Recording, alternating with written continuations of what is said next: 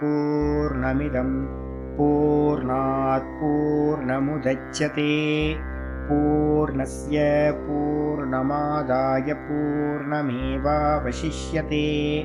ॐ शान्ति शान्ति शान्तिः।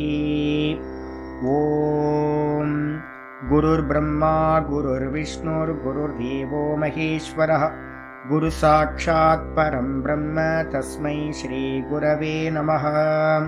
शङ्करं शङ्कराचार्यं केशवं बादरायणं सूत्रभाष्यकृतौ वन्दे भगवन्तौ पुनः पुनः। ईश्वरो गुरुरात्मेति मूर्तिभेदविभागिने व्योमवद्व्याप्तदेहाय दक्षिणामूर्तये नमः। सदाशिवसमारम्भां शङ्कराचार्यमध्यमाम् अस्मदाचार्यपर्यन्तां वन्दे गुरुपरम्पराम्।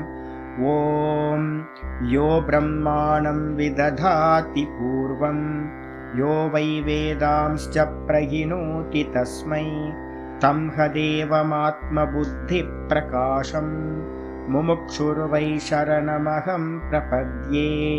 ॐ शान्ति शान्ति शान्तिः। ॐ असतो मा सद्गमय तमसो मा ज्योतिर्गमय मृत्योर्मामृतं गमय। ॐ शान्ति शान्ति शान्तिः।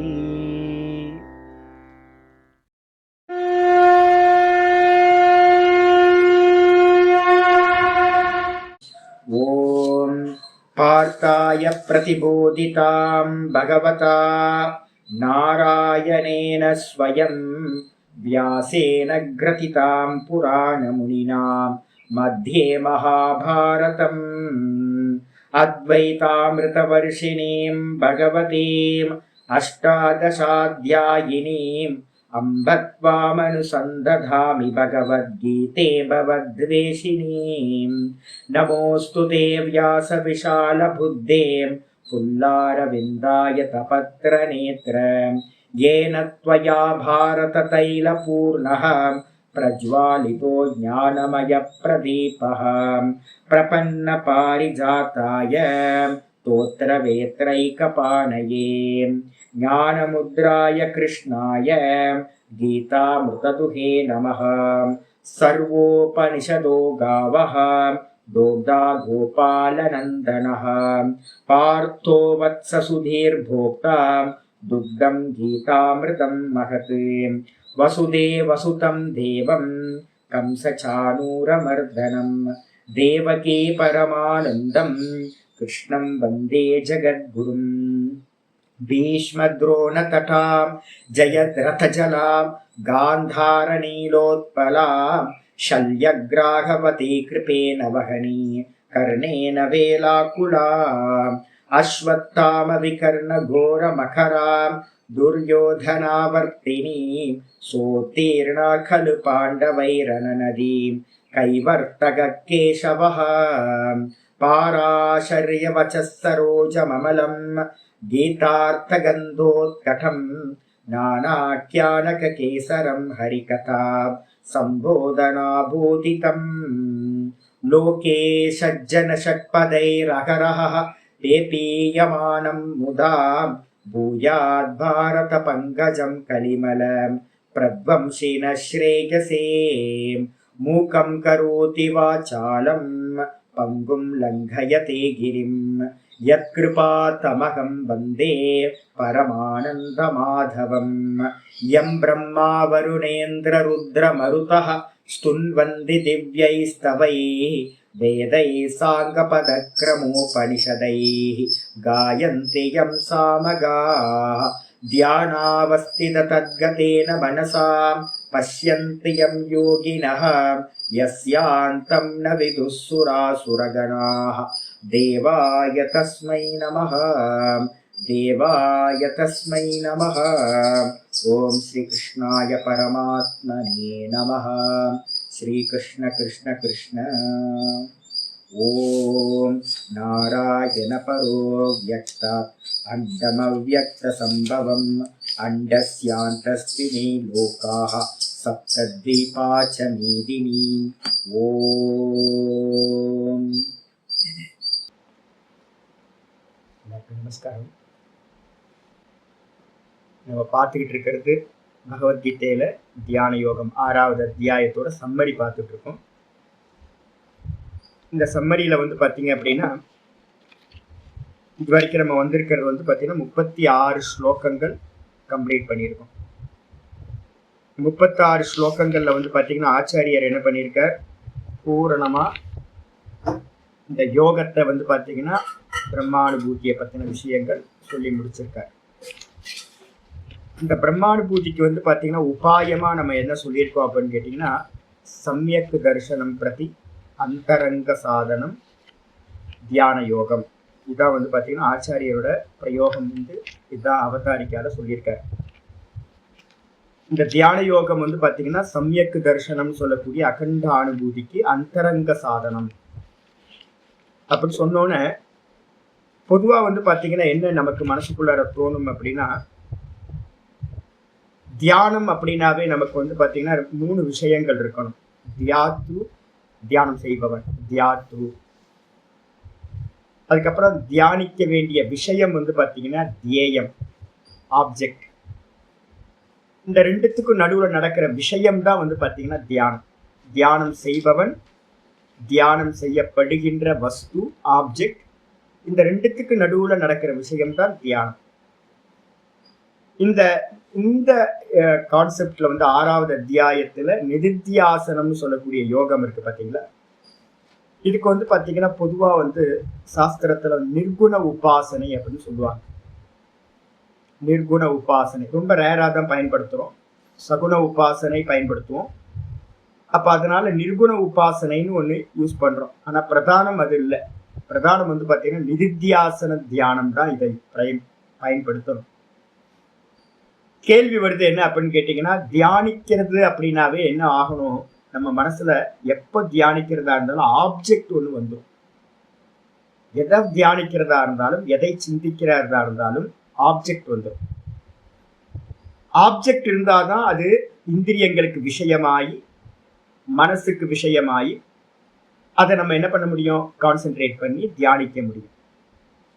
ஆனா இந்த ஆத்ம தத்துவம் என்ன சொல்லியிருக்கு அப்படின்னு கேட்டீங்கன்னா, சாஸ்திரம் ரொம்ப கிளியரா சொல்லுது. இந்த ஆத்ம தத்துவம் எப்படிப்பட்டது அப்படின்னா, ஆப்ஜெக்ட் இல்லை. யாரு, நான் தான், சப்ஜெக்ட் மட்டும்தான். சப்ஜெக்டை தியானம் பண்ண முடியுமா சுவாமி அப்படின்னா, எந்த காலத்திலையும் முடியாது. எந்த காலத்திலையும் சப்ஜெக்டை தியானம் செய்ய முடியாது. மனசுல நல்லா புரிஞ்சுக்கணும். அதனால பாத்தீங்க அப்படின்னா, நிர்குண தியானம்ன்ற சப்தமே பார்த்தீங்கன்னா ஒரு ரிலேட்டிவ் வேர்டு. சகுண தியானம் இருக்கிறதுனால அதை மறுக்கிறதுக்காக தான் நிர்குண தியானம் நம்ம சொல்ற முடிய, நிர்குண தியானம்ன்றது ஒண்ணு தனியா பார்த்தீங்கன்னா பண்ண முடியாது. நீங்க எதை தியானம் பண்றதா இருந்தாலும் ஏதோ ஒரு நாமம், ஏதோ ஒரு ரூபம், ஏதோ ஒரு குணம், ஏதாவது கொஞ்சமாவது இருக்கணும்.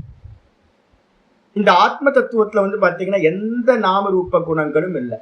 யதாவாச்சோ நிவர்த்தந்தே அப்பிராப்பிய மனசாசக. தைத்திரியம் சொல்லுது, வாக்குக்கும் மனசுக்கும் எட்டாத தத்துவம். அப்ப மனசுனால சிந்திக்கவே முடியாத விஷயத்தை எப்படி தியானம் பண்ண முடியும்? தியானம் பண்ண முடியாது. அப்ப நிர்குண உபாசனைன்றது பார்த்தீங்கன்னா எப்படி சுவாமி அப்படின்னு கேட்டீங்கன்னா, அதுக்குதான் பார்த்தீங்கன்னா ஒரு அருமையான மந்திரங்கள் இருக்கு. கேனோபனிஷத்துல ஒரு கைட்லைன். எப்பவுமே கேனோபனிஷத்தை நம்ம கைட்லைனா வச்சுக்கணும். மாண்டுக்கியம், கேனம், இந்த ரெண்டும் பார்த்தீங்கன்னா கைட்லைன் வச்சுக்கணும். மாண்டுக்கியத்துல பார்த்தீங்கன்னா சொல்லுது அருமையான, இதுல கேனோபனிஷத்துல 1:4 ஆரம்பிக்குது. யத் வாசானப்யுதிதம் ஏன வாகப்யுத்யதே ததேவ பிரம்மத்வம் வித்தி நேதம் யதிதம் உபாசதே. எதை வாக்கினால் சொல்ல முடியாதோ, ஏன்னா நாம ரூபம் இல்லை அதுக்கு. வாக்குனால பார்த்தீங்கன்னா எதனை வாக்கினால் சொல்ல முடியாதோ, ஆனால் எது இருக்கிறதுனால இந்த வாக்கு பார்த்தீங்கன்னா பேசுகின்றதோ, பாருங்க, வாக்குனால சொல்ல முடியாது. ஆனா ஏதோ ஒண்ணு இருக்கிறதுனாலதான் இந்த வாக்கு வந்து பாத்தீங்கன்னா பேசுகின்றதோ, அதனையே பிரம்மம் என்று நீ அறிந்து கொள்வாயாக. ரொம்ப கிளியர். நேதம் யதிதம் பிரம்மோபாசதே.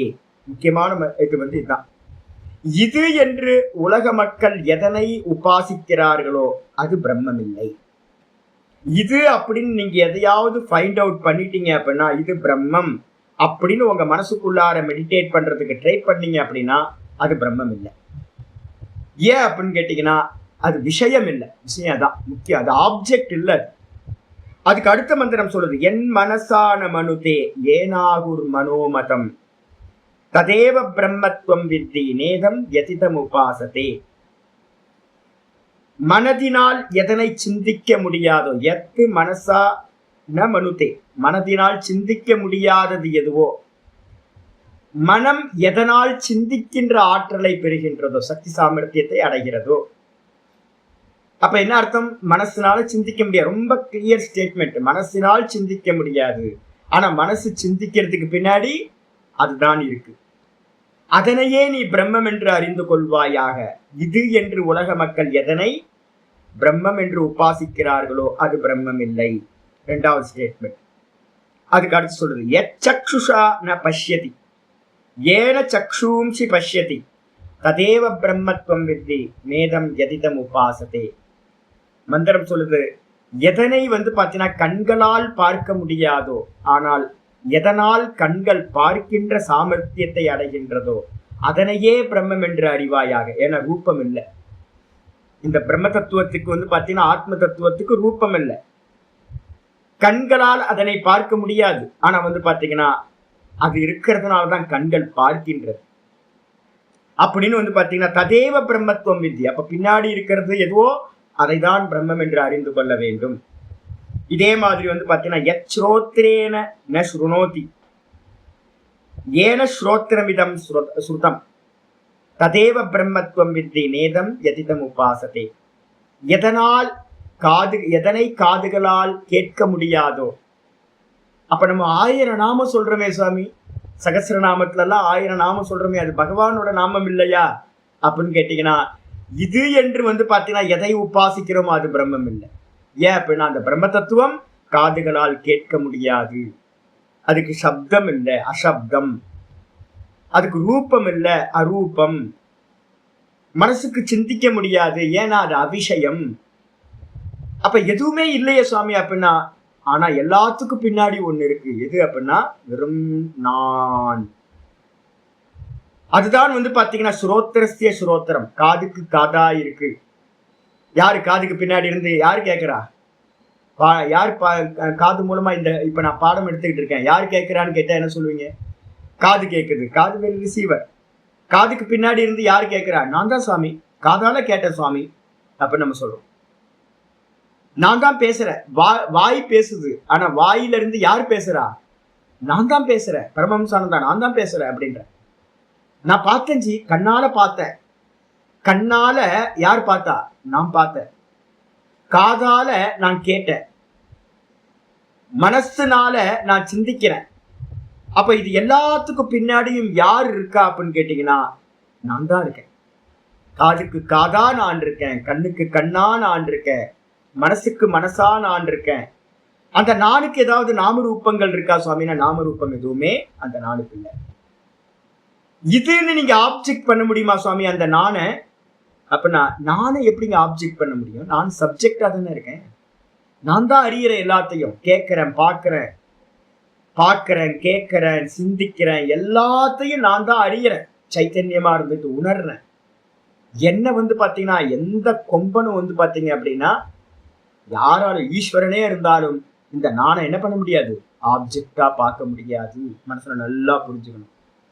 அப்ப அதுக்கு உபாயம் என்ன சுவாமி அப்படின்னு கேட்டீங்கன்னா ஒரே ஒரு உபாயம் தான் வந்து பாத்தீங்கன்னா சாஸ்திரத்துல சொல்லப்படுது. அது எது அப்படின்னா பிருகதாரண்யத்துல வந்து பாத்தீங்கன்னா ரொம்ப அருமையான மந்திரம் இருக்கு.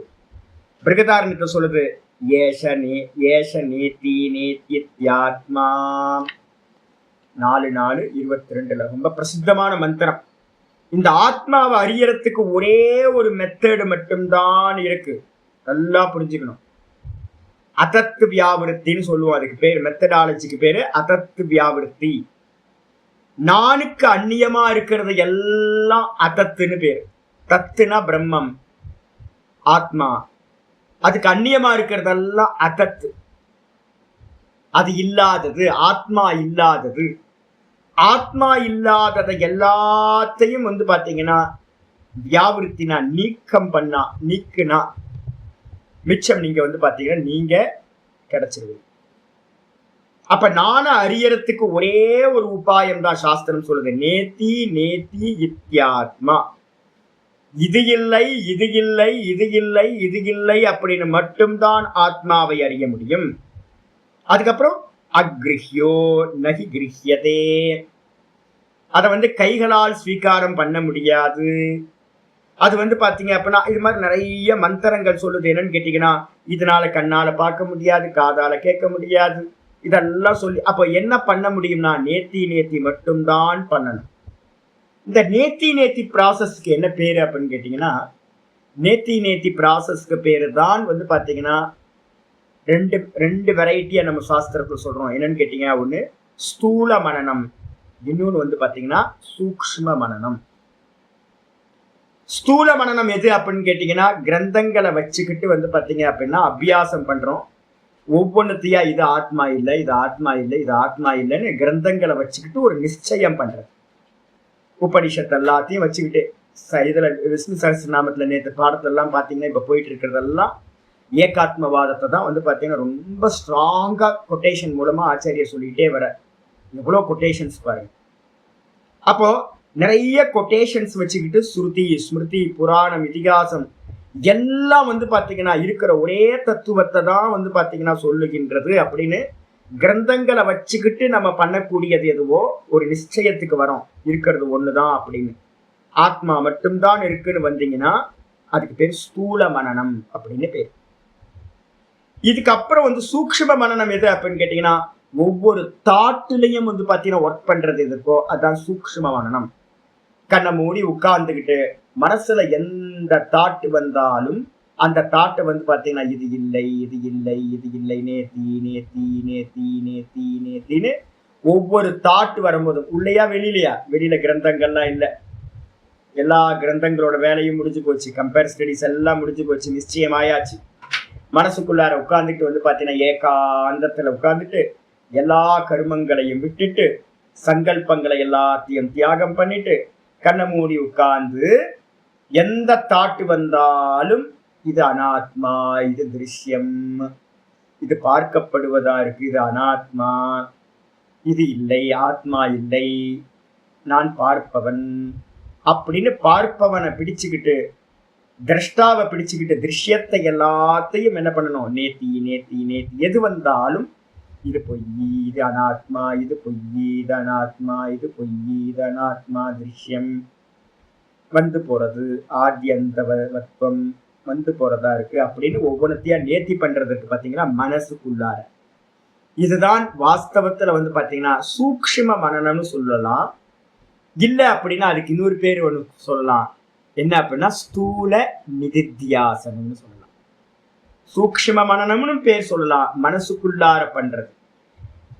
அதோட ப்ராசஸ் என்ன முக்கியமானதுன்னா, தன்னை பிடிச்சுக்கிட்டு தனக்கு அந்நியமா இருக்கிறது எல்லாத்தையும் நீக்கிறதுனால அதுக்கு பேர் பாத்தீங்கன்னா ஒரு விதத்தில் அது தியானமா இருக்கிறதுனால, போக்கஸ்டா ஏகாகிர சித்தத்தோட பண்றதுனால அதுக்கு என்ன பேரு அப்படின்னு கேட்டீங்கன்னா ஸ்தூல நிதித்தியாசனம் அப்படின்னு பேர். ரெண்டும் ஒரே விஷயத்துக்கு ரெண்டு பேர். இந்த நேத்தி நேத்தி ப்ராசஸ் பாத்தீங்கன்னா மெதுவா மெதுவா மெதுவா இங்க 25வது ஸ்லோகம் 6வது அத்தியாயத்தை சொல்லப்பட்டது. ஷனை ஷனை ஷனைருபரமேத் புத்தியா திருதி கிரகீத்தயா ஆத்மசம்ஸ்தம் மனக்கிருத்துவா ந கிஞ்சிதபி சிந்தையே. அந்த ஒரு லைன் ஒரே ஸ்லோகத்துல முதல் லைன் பாத்தீங்க அப்படின்னா ஷனை ஷனைருபரமேத் புத்தியா திருதி கிரகீத்தையான்னு ஃபர்ஸ்ட் லைன் 25வது ஸ்லோகத்துல. அது என்ன பண்ணுதுன்னா, இந்த மெதுவா மெதுவா மெதுவா என்ன பண்ணணும், ஷட் டவுன் பண்ணணும். எப்படி, நேத்தி நேத்தி ஒவ்வொன்றுத்தியா நேத்தி நேத்தி பண்றது அந்த முதல் லைன்ல சொல்லிடுச்சு. சொன்னதுக்கு பிறகு நேத்திக்கு அப்புறம் என்ன நடக்கும் அப்படின்னு கேட்டீங்கன்னா ஆத்மசம்ஸ்தம் மனக்கிருத்துவா. மனசை வந்து பாத்தீங்கன்னா ஆத்மாலையே நிக்க வச்சு, ஆத்மா ஆப்ஜெக்ட் இல்லையே, அப்ப எது தான் தான் தான் தான் தான்ல மட்டும் நின்றுட்டு நாமரூப குணங்கள் இல்லாம, அப்ப எல்லா சிந்தனைகளையும் நீங்க நீக்குனீங்க அப்படின்னா, நேத்தி நேத்தி நேத்தி நேத்தின்னு எல்லா சிந்தனைகளையும் நீக்குனீங்கன்னா, மிச்சம் வந்து பாத்தீங்கன்னா சிந்தனைகள் இல்லாத, சிந்தனைகளுக்கு எட்டாத, மனசுக்கு வாக்குக்கு எட்டாத வெறும் நான் மாத்திரம், வெறும் எக்ஸிஸ்டா, வெறும் இருப்பா வந்து பாத்தீங்க அப்படின்னா நான் மாத்திரம் இருப்பேன். அந்த நான்லயே இந்த மனசை வந்து பாத்தீங்கன்னா வச்சு நக்கிஞ்சு தப்பி சிந்திங்க, எந்த ஒன்றையும் சிந்திக்க வேண்டாம். இதுக்கு பேர் தான் வந்து பாத்தீங்கன்னா சூக்ஷ்ம நிதித்தியாசனம் அப்படின்னு பேர். நேத்தி நேத்தி பண்ணினீங்கன்னா ஸ்தூல நிதித்தியாசனம், கண்ணை மூடிக்கிட்டு விருத்தியில பண்றது. அதே வந்து பாத்தீங்கன்னா கண்ணை மூடிக்கிட்டு நேத்தி நேத்தி பண்ணதுக்கு பிறகு தான்லயே எந்த விருத்தியும் இல்லாம தான் தானா நின்னீங்கன்னா அதுக்கு பேர் தான் நிதித்தியாசனம். வாஸ்தவம் அந்த நிதித்தியாசனம். அதுதான் வந்து பாத்தீங்க அப்படின்னா சமாதின்னு பேரு. அப்ப மனசு எப்படி இருக்கும்னா ஆத்மாவோடு சமநிலையில இருக்கிறது. ஆத்மா நிர்குண நிராகாரம்.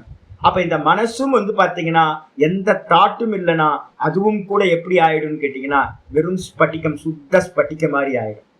அப்படி ஆச்சு அப்படின்னா மனசும் இந்த ஆத்மாவும் ஈக்குவலா இருக்கிற நிலைக்கு பேர் தான் சமாதின்னு பேர். இதுக்கு பேர் தான் யோகம் அப்படின்னு பேர்.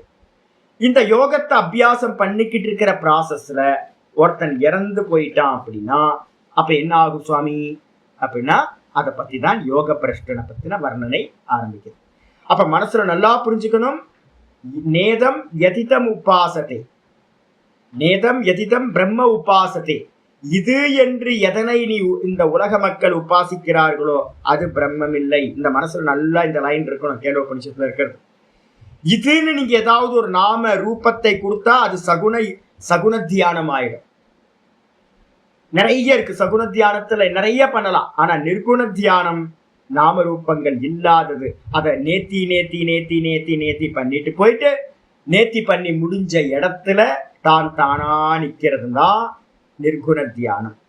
இதுக்கு உபாயமா தான் வந்து பாத்தீங்கன்னா மாண்டூக்கியத்துல, அதே மாதிரி கட்டோபனிஷத்துல, அதே மாதிரி வந்து பாத்தீங்கன்னா நிறைய உபனிஷதங்கள் வந்து பாத்தீங்கன்னா இந்த ஓங்கார தியானத்தை அதுக்காக தான் சொல்லுது. ஆனா ஓங்கார தியானமும் எது வரைக்கும் அப்படின்னா ஆப்ஜெக்ட் இருக்கிற வரைக்கும் சகுனம். அகாரம், உகாரம், மகாரம் இதெல்லாம் சகுனம் தான். விராட்டு, ஹிரண்ய கர்ப்பர், ஈஸ்வரன், அகார உகார மகாரம், இந்த மூணு வரைக்கும் வந்து பாத்தீங்கன்னா இது ஒவ்வொன்னையா ஒவ்வொன்னுத்துல லயம் பண்ணிக்கிட்டே போய் அதுக்கப்புறம் மகாரத்தையும் வந்து பாத்தீங்கன்னா தன்னிடத்துல லயம் பண்ணி தான் தான் தானா நிக்கிறது, துரியத்துல நிக்கிறது எதுவோ அதுதான் வந்து பாத்தீங்கன்னா நிர்குண உபாசனை. அப்ப அந்த நிர்குணத்துக்கு வந்து பாத்தீங்கன்னா இந்த ஓங்காரம் வந்து பாத்தீங்கன்னா ஹெல்ப் பண்றதுனால ஓங்கார உபாசனையவே என்ன பண்றோம் அப்படின்னா நிர்குண உபாசனைன்னு பொதுவா சொல்றோம். ஆனா வந்து பாத்தீங்கன்னா அகார உகாரம் மகாரம் வரைக்கும் அது சகுனம் தான். ஏன்னா நாமம் ரூபம் இருக்குல்ல, அப்ப வந்து பாத்தீங்கன்னா நாம ரூபத்தை விட்டுட்டு வந்து பாத்தீங்கன்னா துரியத்துல வந்து பாத்தீங்கன்னா எதுவும் இல்லை, வெறும் துரியத்துல வந்து பாத்தீங்கன்னா திருசு சந்ததம் மூணு அவஸ்தைகள்லயும் இருக்கக்கூடிய வெறும் நான் நான் நான் நான் அந்த நான்ல மட்டும் நிக்கிறது மட்டும்தான் நிர்குண தியானம். அப்ப அதனால மனனம் பண்ணி முடிச்சா மட்டும்தான் நீங்க நிதித்தியாசனத்தை பண்ண முடியும், நிர்குண தியானத்தை. ஒருத்தர் மனனம் பண்ணி முடிக்கல அப்படின்னா அவருடைய மனசு ஃபுல்லா எப்பவுமே எப்படி இருக்கும், சகுனத்தையே பிடிச்சுக்கிட்டு தான் நிற்கும். நிர்குணத்துல நிக்கிற சாமர்த்தியம் வரவே வராது. அப்ப நல்லா புரிஞ்சுக்கணும், மனனம் இல்லாதவனுக்கு நேத்தி நேத்தி செய்யாதவனுக்கு நிதித்தியாசனம் சம்பவம் இல்லை. அப்ப நேத்தி நேத்தி பண்ணாதவர்களுக்கு எது சம்பவிக்கும், சகுன உபாசனை தான் சம்பவிக்கும் அப்படின்னு புரிஞ்சுக்கணும். அப்ப ஓங்கார உபாசனையில இப்ப நான் உங்களுக்கு சொல்றேன் எதுக்கு சுவாமி அப்படின்னா ஓங்கார உபாசனை எல்லாம் எதுக்கு, அகாரத்துல இருந்து உக்காரத்துக்கு போய் உக்காரத்துல இருந்து மகாரத்துக்கு போய் அந்த மகாரத்தையும் விட்டுட்டு துரியத்துக்கு போறதுக்காக தான் அந்த ஓங்கார உபாசனையை பண்றேன் அப்படின்னு புரிஞ்சுக்கணும். ரைட்ஸா? இப்ப வந்துருங்க இன்னைக்கு இது. அப்ப கிளாரிட்டி நல்லா வந்துடணும். நிர்குண தியானம் ஆப்ஜெக்ட் தியானம் இல்லை. புரிஞ்சுங்க. இந்த 6வது சாப்டர்ல சொல்றது எல்லாமே தான் தான்ல நிக்கிறது, நேத்தி நேத்தியோட எண்டல நடக்கிறது அப்படின்னு புரிஞ்சுக்கணும். 37வது ஸ்லோகம் வந்துருங்க. அர்ஜுன உவாச்ச அயதி ஸ்ரத்தயோபேதோ யோகாச்சலித மானசஹ அப்ராப்ய யோக சம்சித்திம் காம் கதிம் கிருஷ்ண கச்சதி. அர்ஜுன உவாச்ச, அர்ஜுனன் கேள்வி கேட்கிறான். அயதி ஸ்ரத்தையோபேதோ யோகா சலித மானசக. யாரோ ஒரு சாதகர் வந்து பார்த்தீங்க அப்படின்னா, இப்போ நம்மள மாதிரி ப்ராசஸில் போகிறோம், மனனம் பண்ணிக்கிட்டு இருக்கோம், சிரவணம் முடிஞ்சிச்சு, கண்ணை மூடி உட்காந்து வந்து பார்த்தீங்கன்னா கம்பேர் ஸ்டடிஸ் எல்லாம் வெளியில் பண்ணிட்டோம். வெளியில் கம்பேர் ஸ்டடிஸ் பண்ணிட்டு ஏகாந்தமாக உட்காந்துக்கிட்டு தாட்டை மட்டும் பார்த்துக்கிட்டே இருக்கணும். ஒவ்வொரு தாட்டையா வந்து பார்த்தீங்கன்னா நேத்தின்னு கண்ணை மூடி உட்காந்து ஏகாந்தத்தில் இருந்துட்டு தாட்டை வந்து பார்த்தீங்கன்னா பண்ண ஆரம்பிச்சோன்னா அதுக்கு பேர் தியானம்னு பேர். அதை ப்ராசஸில் போயிட்டு இருக்கும் போதே என்ன ஆகுது, ஏதோ ஒரு ரோகம் வருது, ஏதோ ஒரு ஜுரமோ இல்லை ஏதோ ப்ராப்ளம் வந்தோடனே மாத்திரத்தில் என்ன ஆகுதுன்னா அயத்தி, அவன் வந்து பார்த்தீங்கன்னா எத்தனம் பண்ண முடியாதவனா ஆயிடுறான். கூட வந்து பார்த்தீங்கன்னா ஸ்ரத்தையோ பேத்தோ, ஆனால் வந்து பார்த்தீங்கன்னா ஸ்ரத்தா இருக்கு, நிர்குணத்தில் வந்து பார்த்தீங்கன்னா ஸ்ரத்தை இருக்கு, ஆனால் வந்து பார்த்தீங்கன்னா முயற்சி பண்ண முடியல. யோகாத்து சலித்த மானசக, அந்த நேத்தி பண்ற ப்ராசஸ்ல இருந்து என்ன ஆகுதுன்னா மனசு சலிச்சு போகுது, சஞ்சலமாயிடுது. அப்ப மனசு வந்து பாத்தீங்கன்னா யோகத்துல இருந்து சஞ்சலமாயிடுது, நேத்தி பண்ண முடியல, இல்ல தான்ல அந்த தொடர்ந்து நிக்க முடியல, அந்த தான்ல அப்படி நிக்க முடியல. ஆனா சிரத்தை இருக்கு, முயற்சி பண்ண முடியல. அப்படி இருக்கிற போது அப்ராப்ய யோக சம்சித்தி, அந்த யோகத்தோட சம்சித்தின்னு சொல்லக்கூடிய அந்த அகண்டானுபூதியை வந்து பாத்தீங்கன்னா சமாதியை, நிர்விகல்ப சமாதியை, அகண்டானுபவத்தை வந்து பாத்தீங்கன்னா அடையாம ஒருத்தன் வந்து பாத்தீங்கன்னா இறந்து போறான்னு வச்சுங்க. காம் கதி கிருஷ்ண கச்சதி, அவன் வந்து பாத்தீங்கன்னா எந்த கத்தியை அடைவான் அப்படின்னு அர்ஜுனன் வந்து பாத்தீங்கன்னா கேள்வி கேட்கிறான். கேள்வி கேட்டு அடுத்து திரும்ப அதோட கண்டினியூட்டியை திரும்ப கேட்கிறான். கச்சின்னோ பய விப்ரஷ்டா சின்னாப்ரமிவ நஷ்யதி அப்ரதிஷ்டோ மகாபாஹோ விமூடோ பிரம்மணபதி. யாரோ ஒருத்தர் கச்சின்னு, யாரோ ஒருத்தர் வந்து பாத்தீங்க அப்படின்னா உபய விப்ரஷ்டக. நான் சாஸ்திரத்துல நான் உங்களுக்கு சொல்லி சொல்லி சொல்லி என்ன பண்ணிட்டீங்க, நீங்க சங்கல்பம் பண்ணாம கர்மம் பண்ணுங்க, சங்கல்பம் பண்ணாம கர்மம் பண்ணுங்க அப்படின்ட்டு எல்லா கர்மத்தையும் ஈஸ்வர அர்ப்பணம்னு பண்ண ஆரம்பிச்சிட்டீங்க. சிரவண காலத்துல இருந்தே இந்த பிராக்டிஸ் போயிட்டு இருக்கு. அப்ப புண்ணியத்தெல்லாம் என்ன பண்ணிட்டீங்க, எல்லா புண்ணியத்தையும் பகவான் மேல போட்டீங்க. ஐயோ, புண்ணியத்தெல்லாம் பண்ணி, பூஜைகள்லாம் பண்ணி, தான தர்மங்கள்லாம் பண்ணி, எல்லா கர்மத்தையும் ஈஸ்வர அர்ப்பணம் கொடுத்துட்டீங்க. உங்கள்கிட்ட இருந்த எல்லாமே அவர்கிட்ட கொடுத்துட்டீங்க. அதே நேரத்துல வந்து யோகத்துல ஈடுபட்டுக்கிட்டே இருக்கீங்க. யோகத்துல ஈடுபட்டுக்கிட்டு இருக்கும் போதே என்னாச்சு, உயிரும் போயிடுது அடைய முடியாம. அப்ப யோகத்தையும் அடையல, நமக்கு சங்கல்பங்கள் பண்ண கர்மத்தை எல்லாத்தையும் பகவானுக்கு அர்ப்பணமும் பண்ணிட்டோம். அப்ப நம்ம கையில என்ன இருக்கும், ஒன்றும் இருக்காது சாமி, எம்டி ஆயிடுவோமே. நான் இன்னைக்கு காலையில அதை யோசிச்சேன். இத்தனை ஒரு 7-8 வருஷமா வந்து பாத்தீங்கன்னா கையில எந்த சேவிங்ஸும் இல்லாம எல்லாத்தையும் பகவானுக்கு. ஐயோ ஒண்ணுமே இல்லையே கையில, ஐயோ இந்த உலகத்துல ஒண்ணுமே நம்ம கையில இல்லையா அப்படின்னு ஒரு தாட் வந்து, அடுத்த தாட் என்ன தெரியுங்களா வந்துச்சு, பகவான் இருக்காருல்ல, இதெல்லாத்தையும் கொடுத்துதான் என்ன வாங்கியிருக்க அப்படின்னு கேட்டீங்கன்னா இந்த பகவானை வாங்கியிருக்கோம். இருக்கிற எல்லாத்தையும் கொடுத்து பகவானை வாங்கியிருக்கோம், வேற என்ன வேணும் உலகத்துல அப்படின்னு ஒரு தாட். இதான் ஒண்ணு. அப்ப நம்ம எல்லாத்தையும் விட்டுட்டோம், கர்மத்தை எல்லாத்தையும் ஈஸ்வரார்ப்பணம் பண்ணிட்டோம். யோகத்திலையும் வந்து பாத்தீங்கன்னா இன்னும் அச்சீவ் பண்ணல. அப்ப நம்ம கையில ஒரு புண்ணியமும் இல்லாம போயிடுமே, ஒண்ணுமே இல்லையே, நம்ம கதி என்ன ஆகும்? அதான் இங்க கேக்குறான். கச்சின்னு உபய விப்ரஷ்டக. உபய அப்படின்னா கர்ம மார்க்கத்திலையும் கர்மத்தையும் ஈஸ்வரார்ப்பணம் பண்ணி, அதுக்கப்புறம் கர்மத்தையும் சந்நியாசம் பண்ணிட்டு, எல்லா கர்மத்தையும் ஷட் டவுன் பண்ணிட்டு, சங்கல்பத்தை எல்லாத்தையும் விட்டுட்டு, வெறும் நேத்தின்னு பண்ணி, அதுக்கப்புறம் தான்ல நிக்கிற ஒருத்தன் கர்ம மார்க்கத்துல இருக்கிற பலனையும் விட்டுட்டான், அப்புறம் யோகத்தையும் அடையாம போயிட்டான். உபய விப்ரஷ்டக, ரெண்டுத்துல இருந்து நழுவினவன் எப்படி ஆவா? சின்ன அப்ரமிவ. அப்ரம்னா என்னன்னா மேகம். சின்ன அப்ரம்னா என்ன அர்த்தம்? காத்துனால கலைஞ்சு போன மேகம் மழை தராம என்ன ஆயிடும், போயிடும், செதறி போயிடும். அதே மாதிரி வந்து பாத்தீங்கன்னா இந்த மலை மேகங்கள் எப்படி செதறி காத்துனால கலைஞ்சு போகுதோ அது மாதிரி வந்து பாத்தீங்கன்னா சின்னா பிரமிவ நஷ்யதி, அவன் வந்து பாத்தீங்கன்னா நசிஞ்சு போவானா. அப்பிரதிஷ்டோ மகாபாகோ விமூடோ பிரம்மணபதி.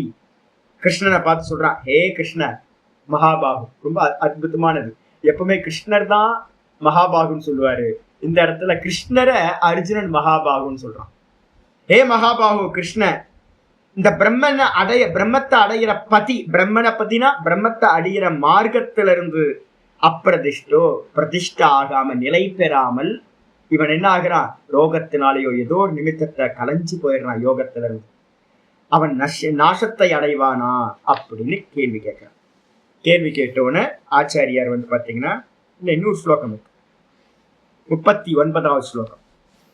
ஏதன்மே சம்சயம் கிருஷ்ண சேத்துமர்ஹஸ்ய சேஷதः த்வதன்யः சம்சயஸ்யாஸ்ய சேதா நஹி உபபத்யதே சேதா நஹி உபபத்யதே. திரும்பவும் கேட்கலாம், ஏதன்மே சம்சயம் கிருஷ்ண, ஏதத்து மே சம்சயம். ஏ கிருஷ்ண, ஏ கிருஷ்ணா எனக்கு இதுதான் சந்தேகம். கர்மத்தையும் விட்டுட்டு அதுக்கப்புறம் யோகத்திலையும் நிலை பெறாம, ஐயோ சாமி பாவம் இல்ல அவன் என்ன ஆவான் அப்படின்னு மேகம் போல சதஞ்சு போயிடுவானா, கலைஞ்சு போயிடுவானா அப்படின்னு பாத்தீங்கன்னா இந்த சந்தேகம் எனக்கு. இந்த சந்தேகத்தை மே சம்சயம், என்னுடைய இந்த சந்தேகத்தை பாத்தீங்கன்னா சேத்தும் அருகசி அசேஷத்தக, இத மிச்சமில்லாமல் அசேஷத்தக சேத்தும், மிச்சமில்லாம இந்த சந்தேகத்தை வெட்டி சமாதானப்படுத்துறதுக்கு அருகதையான ஆள் நீ மாத்திரம்தான். நீதான் அருகதை உள்ள ஆளா இருக்க, என்னோட குருநாதரா எதுக்கு முன்னாடி இருக்க, ஜெகத்குருவா இருக்க. அதனால நான் என்ன பண்றேன், தொத அந்நியக சம்சயஸ்யாஸ்ய, உனக்கு அந்நியமா, தொத்து அந்நியக அஸ்ய சம்சயஸ்ய, உனக்கு அந்நியமா இந்த சம்சயத்தை சேத்தா வெட்டுபவன், சமாதானம் சொல்பவன் நகி உபபத்தியதே, எனக்கு கிடைக்கவே மாட்டாங்க. யார்கிட்ட போய் நான் கேட்க போறேன், என்னோட ஆச்சாரியார் குருநாதர் நீதான், அதனால நீதான் சொல்லணும் அவன் கதி என்ன ஆகும் சுவாமி அப்படின்னு பாத்தீங்கன்னா அர்ஜுனன் பகவானை பார்த்து கேள்வி கேட்டாச்சு. காலை பிடிச்சாச்சு, நீங்க தான் சொல்லி ஆகணும் அப்படி. ஸ்ரீ பகவான் உவாச்ச, 40வது ஸ்லோகம். பார்த்த நைவேக நாமுத்ர விநாசஸ்தஸ்ய வித்யதே நஹி கல்யாண கிருத் கஸ்சித் துர்கதிம் தாத்த கச்சதி.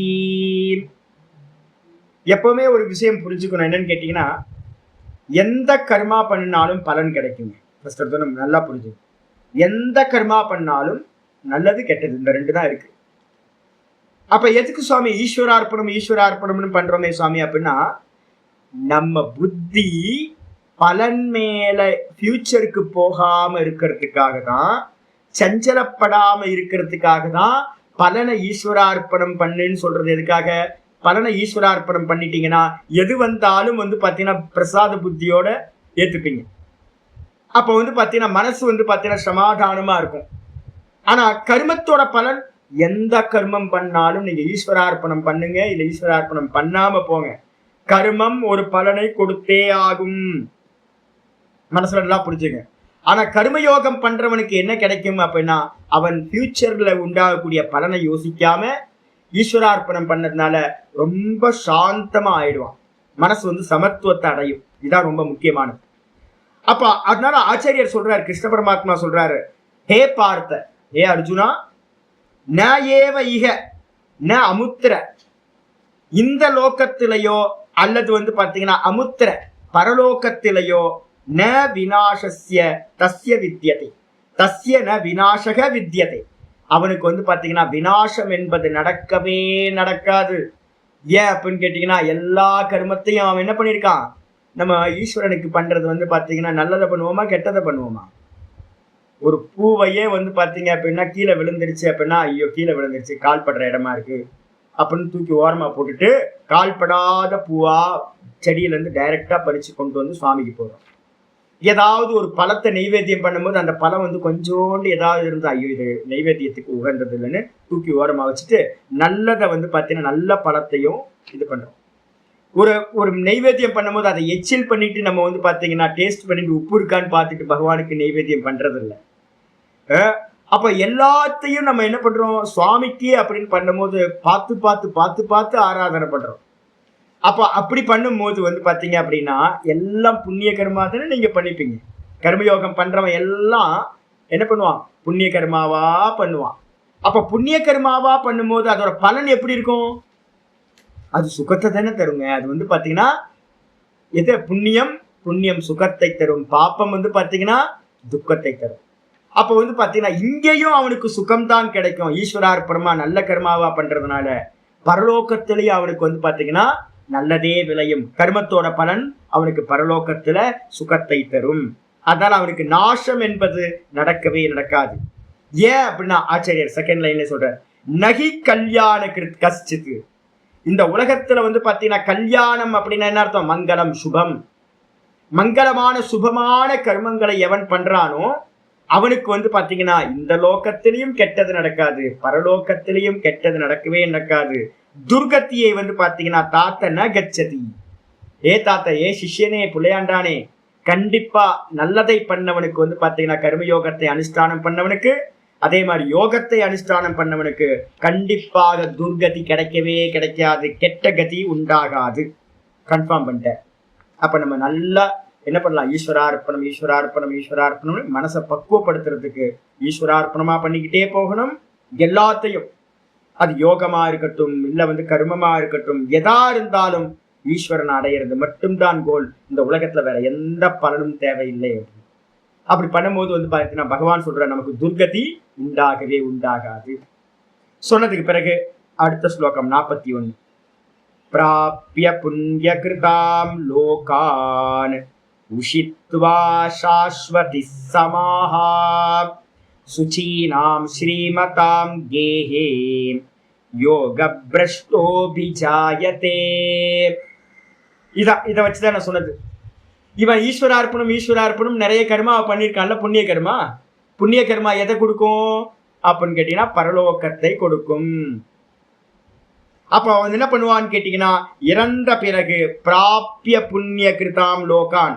அப்ப கன்ஃபார்ம் பண்றாரு, அவன் கர்மத்தை ஈஸ்வரார்ப்பணம் பண்ணதுனால அவன்கிட்ட பேலன்ஸ் இல்லாம போகுமா அப்படின்னு கேட்டா இல்லப்பா. அவன் ஃபுல்லா கர்மயோகத்தை வந்து ஈஸ்வரார்ப்பணம் பண்றது எதுக்குன்னா மனசை பக்குவப்படுத்துறதுக்காகத்தான் கர்மயோகம். கர்மயோகம் வந்து பாத்தீங்கன்னா சமத்துவத்தை அடையிறதுக்காக தான் கர்மயோகம்.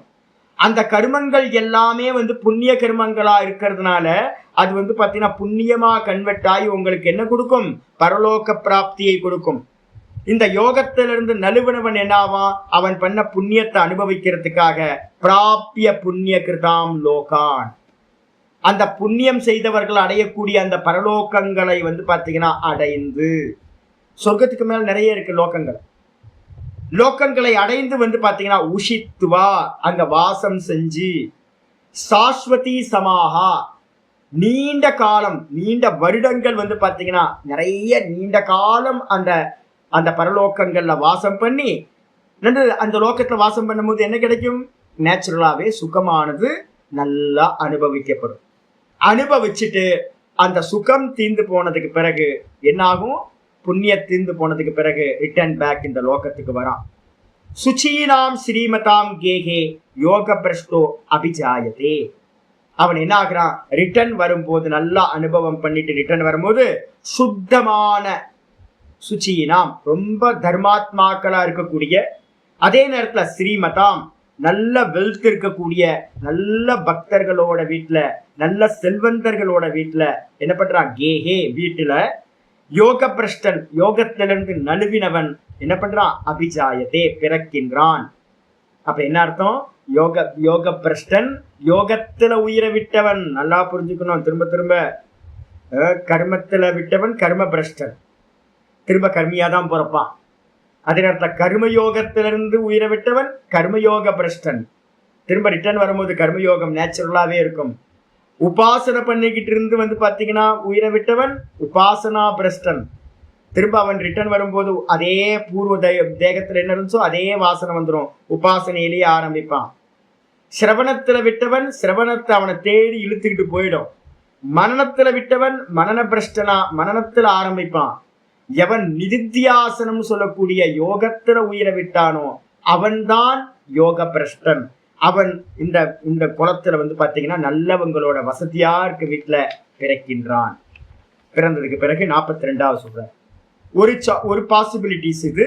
இன்னொரு பாசிபிலிட்டி சொல்ற, அத்தவா அல்லது, அத்தவா யோகினாம் ஏவ குலே பவதி தீமதாம் ஏதத்தி துர்லபதரம் லோகே ஜன்மயதீதிருஷம்.